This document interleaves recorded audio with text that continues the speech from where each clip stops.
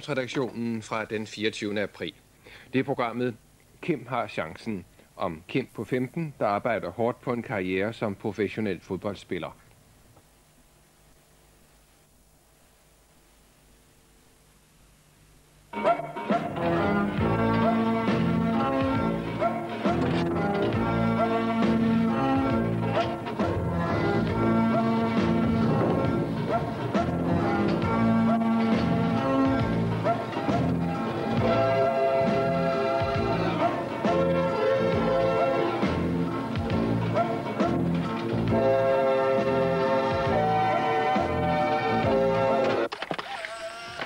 Kim, 15 år, første juniorspiller i Københavns Boldklub. Fodbold er hans liv.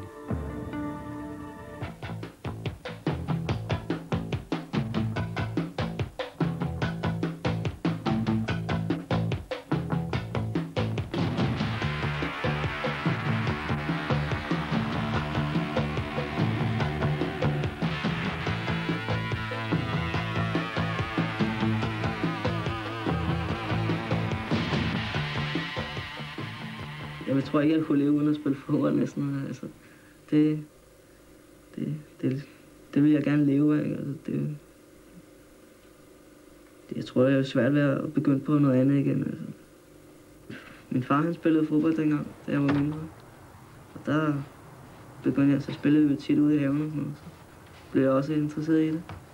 Og så tog vi så op og fik meldt mig til.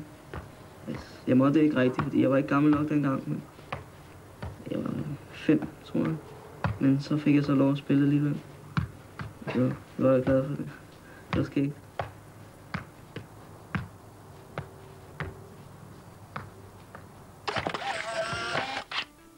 Der er trængsel om de unge fodboldben i Storkøbenhavn. Juniortræner i KB, Bjarne, har hentet eller fisket 6 spillere fra andre klubber. Vi hørte, at Kim gik i tanker om at skifte klub fra Hvidovre. Og vi har holdt øje med Kim i en del år og synes, han er en god fodboldspiller. Og så ringede vi til Kim og spurgte, om han havde lyst til at komme ud sammen med sin far til en samtale. Og efter 14 dage efter samtalen ringede Kim og hans far så tilbage, at Kim kunne godt tænke sig at skifte til KB. Hvordan holder I øje med drenge og hvordan holder I øje med spillere fra andre klubber? Jamen, nu møder man jo de andre klubber mange gange på et år i både turneringskampe, indendørs stævner. Og der er det da klart, at de gode spillere falder jo i øjnene, og de gode spillere er ligesom kendt af alle trænere i de klubber, der er i Storkøbenhavn. Ikke? Og Kim er der en af de bedre, det er da helt afgjort. Ungdomslandsholdets træner, han har sagt, jeg forstår ikke det med, at storklubberne nu er begyndt at fiske talenter hos hinanden. Som ungdomstræner synes jeg, at det er en farlig udvikling. Hvad siger du til det? Det er jo Kims tidligere træner i Hvidovre. Altså, det har jo altid fundet sted gennem de sidste mange år, at spillere skifter klub. Ikke?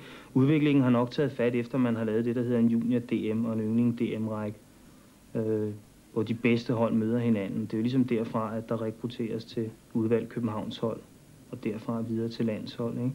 Så jeg tror, at spillerne er meget bevidste om, at hvis de skal på udvalgt Københavns hold og videre, så skal de søge en af de klubber, der er i DM-rækken. Men synes du, han har ret i, at det er en farlig udvikling? Det ved jeg ikke. Altså, de er jo meget målrettede, drengene i den alder. Altså, de bruger meget tid på det, og de ved godt, hvad de vil med deres sport. Ikke? Og de her 16 drenge, som træner 4 gange om ugen og kommer langvejs fra i tog og på cykler, ikke? De har så en lille drøm og et mål med det. Ikke? Så jeg ved som ikke, om det er så farligt.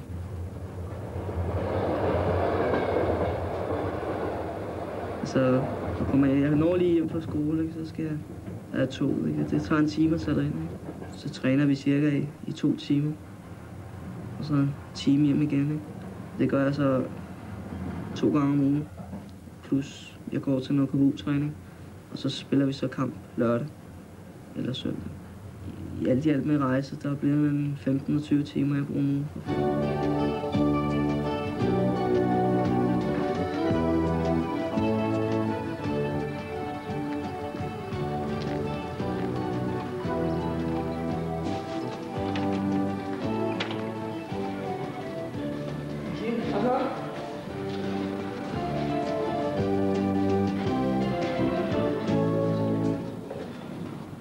Jeg glæder mig til at slå dem igen, ikke? Du skal være Jo, de kommer nok med stærkere hånd. Ja, det gjorde det. Vi slår dem alligevel. Ja, må vi håbe. Vi har sikkert nogle 17 år eller sådan noget. Kim er et talent, men det grundes flere forskellige ting. Han er smidig, god balance, glider af på de ting, modstanderen forsøger at lave på ham. Han læser spillet godt, har en god fodboldforståelse. Han forudser de ting, der sker i spillet, placerer sig de rigtige steder, spiller bolden de rigtige steder. Hans teknik er jo nærmest suveræn. Det er der, hans største force er. Skal man påpege nogle mangler, så er det vel hans fysik. Han er jo lille og spinkel, men jeg tror nok, han skal klare sig og nå langt. Han er en underholdende type at se. Han laver fikse ting, skægge ting. Han bliver sådan en publikum godt kan lide at se, hvis han når så langt. Altså, jeg ryger ikke, og jeg drikker ikke. Og jeg ryger ikke, fordi man mister kun kondien, og altså, man bliver hurtigt træt, når man ryger og sådan noget. Og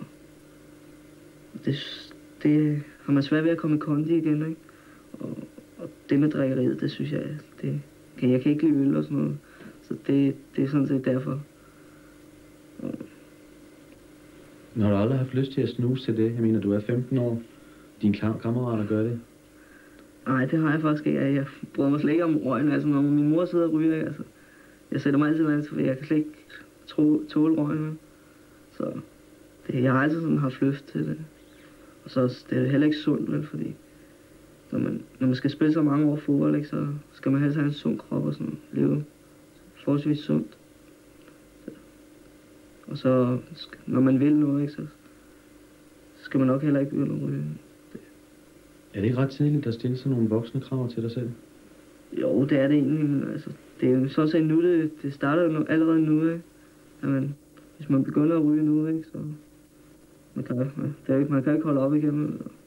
Okay, godt nok ryger elkær, ikke, men altså, han er nok, jeg ved ikke, om han har startet tidligt, men han, ja, så, men jeg vil ikke begynde på det, for det skal jeg bare løbe endnu mere for at få min kondi i orden, og det har jeg ikke særlig meget lyst til.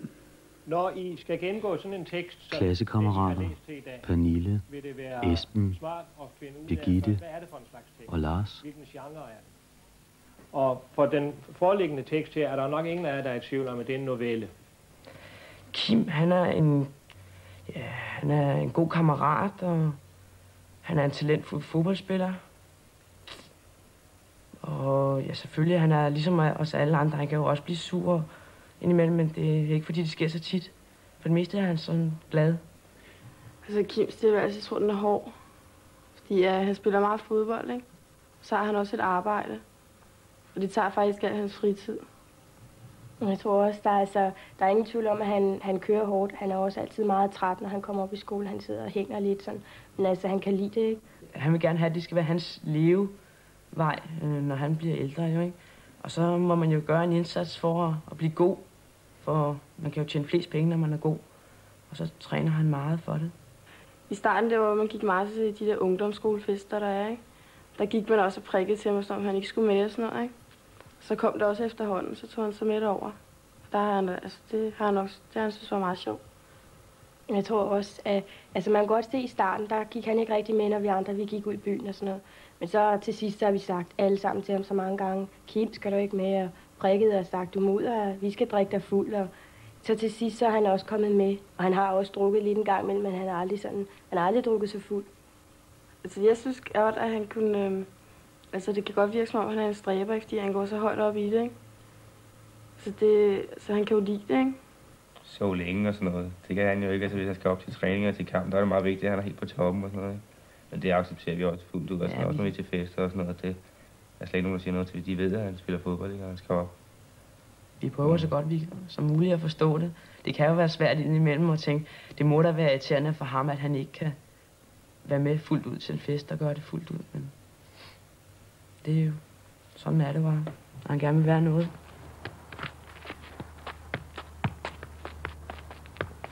Det er tit, når man kommer hjem fra arbejde eller hjem fra skole, så hvis jeg har haft en dårlig dag, eller, så kan jeg gå ud i haven og spille med min bold. Så bliver jeg, det er lækkert at stå og spille med dem. står og jonglerer, ikke? Man bliver glad, og så hvis man går og tænker på noget, som ikke er så rart, ikke? Så lukker man det ude, fordi når man står og jonglerer, så lukker man næsten alt ud, hvad der er omkring en, ikke? Og så er der også, hvis man står og jonglerer, der står nogen og kigger, ikke? Så det er meget rart at stå og brillere lidt, ikke? Man bliver lidt stolt af sig selv og sådan noget. Det er meget lækkert. Det er det. Man ser så mange talentfulde fodboldspillere, som man siger, han bliver til noget, og så alligevel bliver man skuffet i den sidste ende, fordi der skal så uendelig mange ting til, og det hele skal falde i hak. Men Kim har en meget seriøs indstilling til sin fodbold, ikke? Mere end kammeraterne på holdet her. Kim går aldrig i byen fredag og lørdag og sidder hjemme og forbereder sig, har aldrig drukket en øl, har aldrig røget en cigaret. Han sådan ligesom gjort sig en masse tanker omkring sin fodbold og vil virkelig arbejde seriøst for at nå det mål, han har om at blive professionel. Men om han når det er meget svært at sige.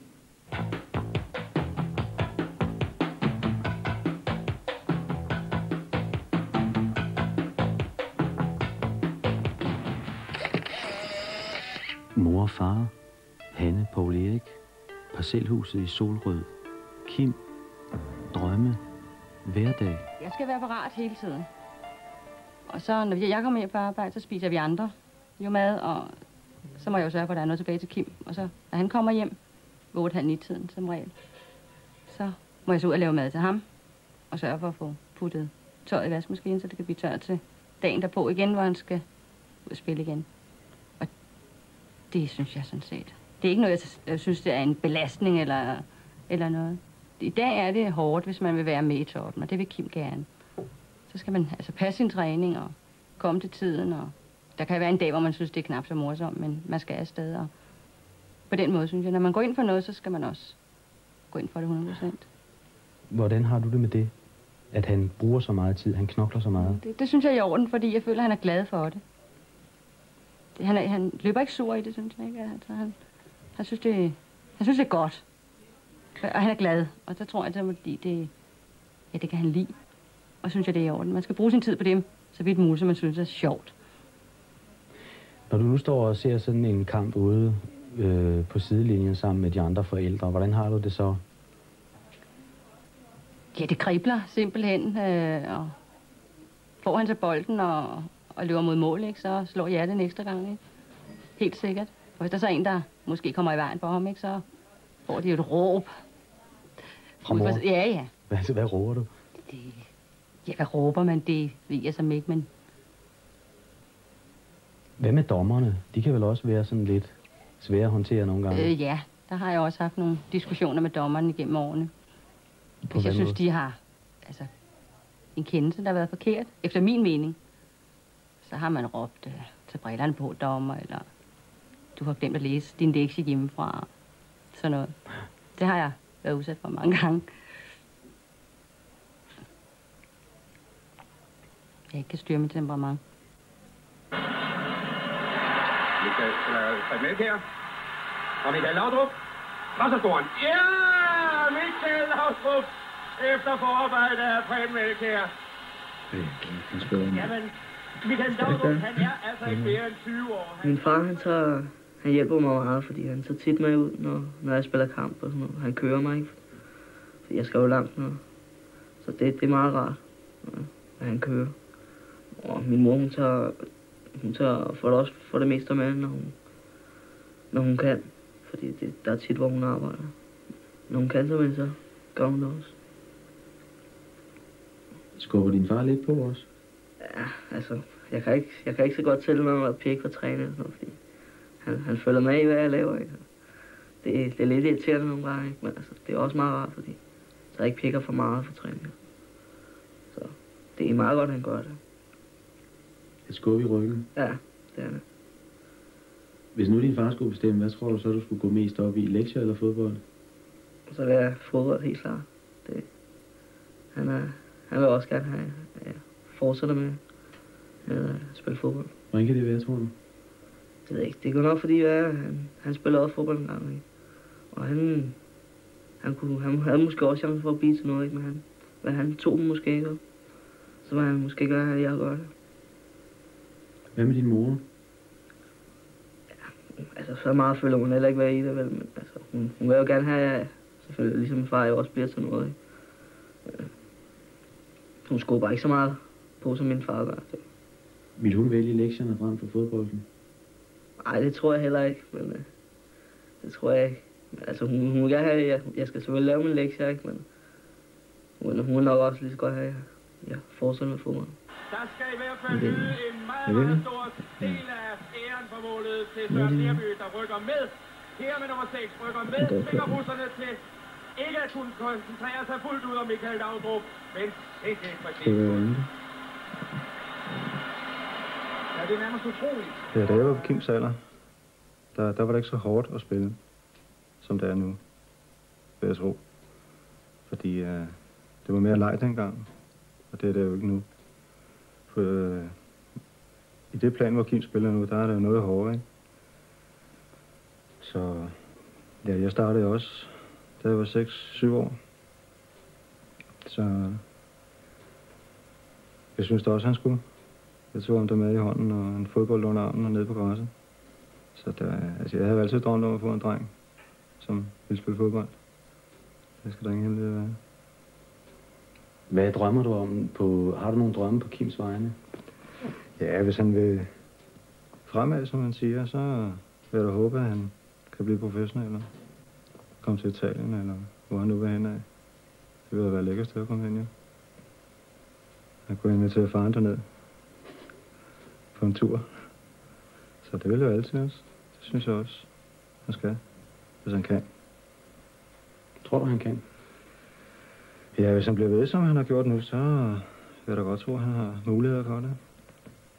Hvis der er de rigtige folk, som gør et arbejde, så tror jeg nok, det skal lykkes. Men jeg skal selv være indstillet på det. Det er jo en hård tilværelse.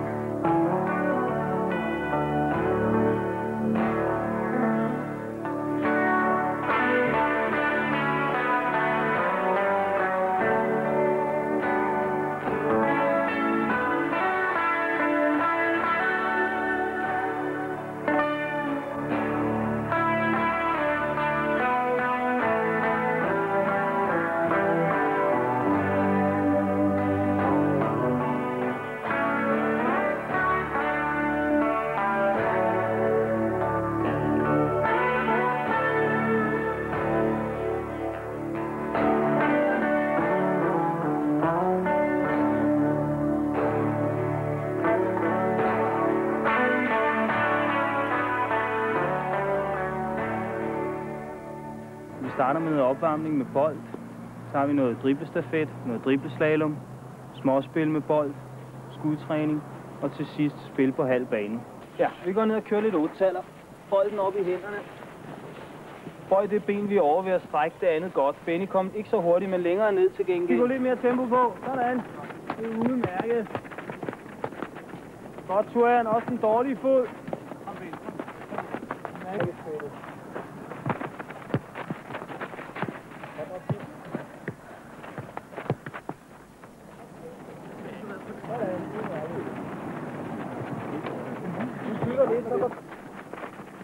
Så i øjeblikket kommer jeg sammen med en der hjem, og så er jeg for mest sammen med hende, når jeg kommer hjem om aftenen. Det er sådan set det eneste, jeg laver her. Og så nogle gange i weekenden, så spiller vi indendørs, så tager jeg til indendørs stævner. Ellers er det ikke meget. Der er mange, der siger, at det er lidt farligt, sådan, når de gode fodboldspillere begynder at få sig en kæreste, fordi så kan det være, at de dropper træningen helt. Ja, det er også rigtigt nok. Det er også derfor, min far han er lidt efter mig i øjeblikket, ikke? Så jeg ikke går for meget tid sammen med Jane, i stedet for at spille fodbold. Men hun river vel så i den anden ende? Nej, jeg tror også, hun forstår det. Når jeg spiller på det plan, at jeg skal passe min fodbold. Og jeg vil også sige til hende, altså hvis hun siger, at jeg skulle vælge, så vil jeg nok vælge fodbold som det første, ikke? Så det ved hun godt. Piotr og Kim, de andre på holdet, Turian, Benny, Leif Jønsson.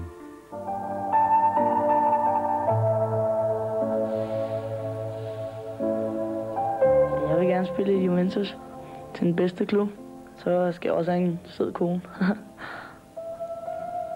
Bilen skal jeg også have selvfølgelig. BMW.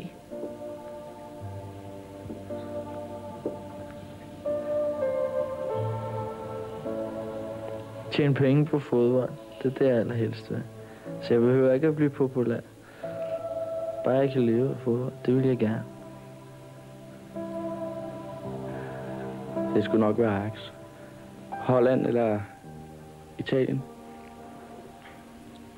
Fordi jeg godt kunne tænke mig at blive noget stort. Det jeg godt kan lide ved at spille fodbold, det er, at man kommer ind på banen, og man kan lukke græsset, og der står nogle tilskud. For eksempel, når der er mange tilskuere, og så man løber efter bolden, og man snyder 3-4 mænd. Alene med målmanden, afdribler målmanden, og så scorer man. Det er jo de fleste strøm. Kommer ned og spille i udlandet. Italien for eksempel. Altså, en kontrakt med KB, det er det næste mål.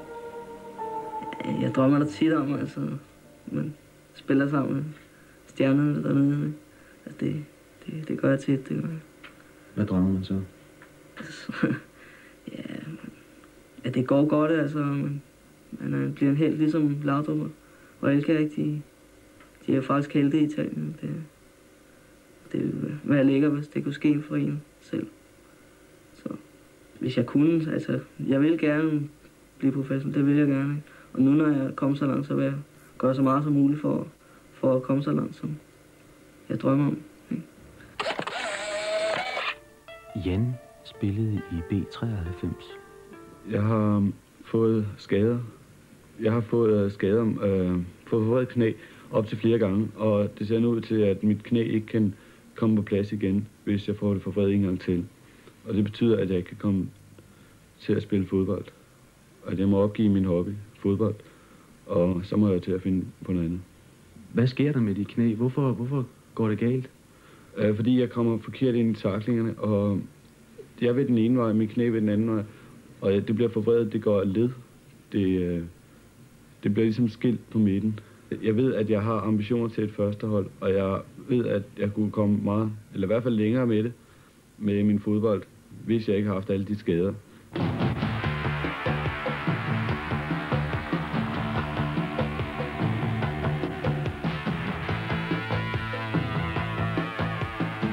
Altså, man kan godt blive bange for at få en skade, så man ikke kan spille fodbold mere, ikke?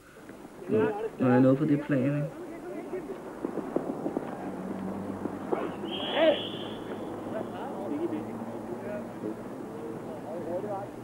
Ja, altså hvis man får en skade, så kan man risikere at ryge af, ikke? Og så hvis man får en langvarig skade, ikke, som måske tager lang tid, hvor man skal genoptræne, ikke, så man ikke kommer helt i form igen, ikke, så ryger man måske helt af, fordi man ikke er i samme form, som man var. Og det frygter man jo hele tiden. Kom lidt mere tempo på dig. Og hold jer også lidt hurtigere, så. Kan du rykke helt op ad muren, ikke stå og sveje derovre? Er det udmærket, Kim? Ja, det sker desværre, at nogen, det er især knæene, der går ud over for fodboldspillere. Mange drenge får en sygdom, der hedder osgood-Schlatter.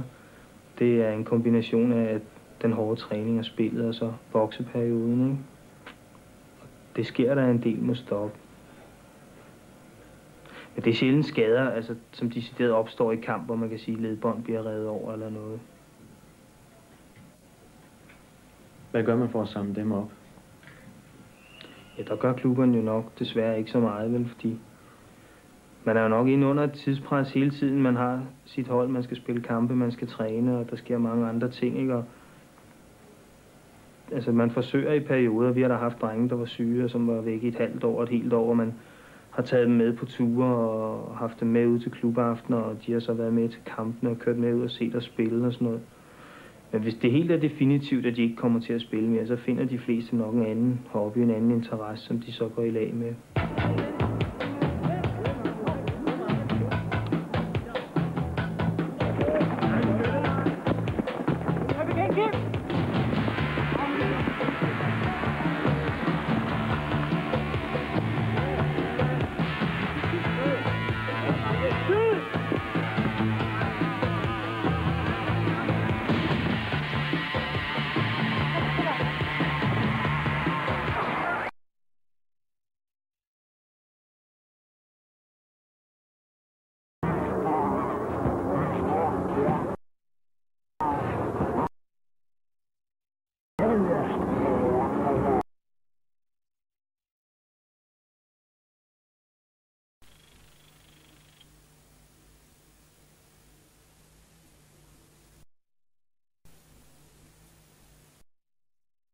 Ja, de første kampe, der er det gået rimelig. Jeg ved sådan set ikke hvorfor, men det er også nogle gode spillere, jeg er kommet på hold sammen med, som ved, hvordan jeg skal spille. Det er meget rart.